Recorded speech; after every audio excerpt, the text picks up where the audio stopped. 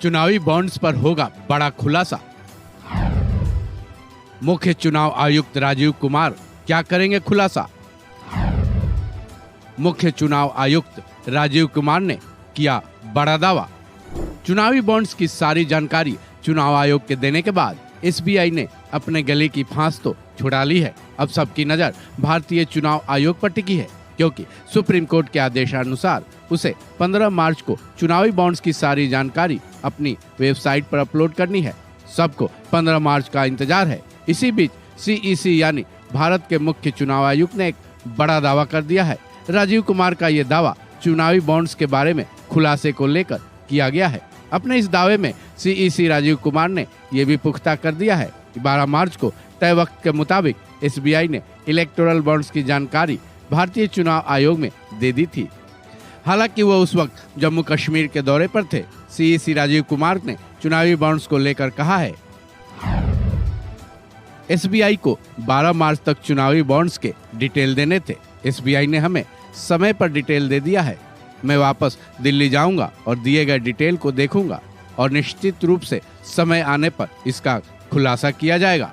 चुनाव आयोग पारदर्शिता के उच्च मानकों को सुनिश्चित करने के लिए केवल खुलासे में विश्वास करता है। गौरतलब है कि चुनावी बॉन्ड्स को सुप्रीम कोर्ट ने असंवैधानिक करार दिया था, जिसके बाद उसने एसबीआई को आदेश दिए थे कि वो इसकी जानकारी सार्वजनिक करे। इसके लिए आदेश ये दिया गया था कि एसबीआई चुनावी बॉन्ड्स की जानकारी 6 मार्च तक भारतीय चुनाव आयोग को दे दे। साथ ही भारतीय चुनाव आयोग को आदेश दिए गए थे कि वह चुनावी बॉन्ड्स की जानकारी अपनी वेबसाइट पर अपलोड करे। लेकिन 4 मार्च को ही एसबीआई ने सुप्रीम कोर्ट में एक याचिका डाली कि उसे पूरी डिटेल जुटाने में वक्त लगेगा। इसके लिए कोर्ट उसे 30 जून तक का वक्त दे। लेकिन इस याचिका की सुनवाई के दौरान एसबीआई की सुप्रीम कोर्ट ने जमकर फटकार लगाई थी। साथ ही ये आदेश दिए थे कि 12 मार्च की शाम 5:30 बजे तक वो चुनावी बॉन्ड्स की जानकारी हर हाल में चुनाव आयोग में जमा करवा दे। सुप्रीम कोर्ट के आदेशानुसार एसबीआई ने चुनाव आयोग को 12 मार्च को चुनावी बॉन्ड्स की सारी जानकारी दे दी थी, जिसके बाद अब सबकी नजर 15 मार्च पर टिकी है, क्योंकि इसी दिन चुनाव आयोग चुनावी बॉन्ड्स की जानकारी अपनी वेबसाइट पर अपलोड करेगा।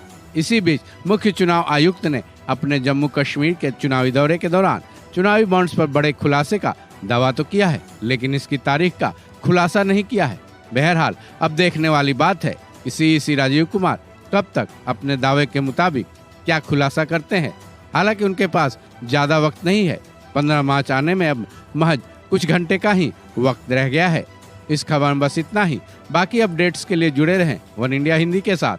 इस समय की बड़ी खबर बता दें, चुनाव आयोग ने सुप्रीम कोर्ट में दाखिल जवाब में कहा है कि ईवीएम पूरी तरह सुरक्षित है। इसे ना तो हैक किया जाता है और ना ही इससे छेड़छाड़ संभव है। ईवीएम बिना किसी कंप्यूटर या इंटरनेट नेटवर्क के स्वतंत्र रूप से काम करने वाली वन टाइम प्रोग्रामेबल चिप वाली मशीन है, जिससे छेड़छाड़ संभव ही नहीं।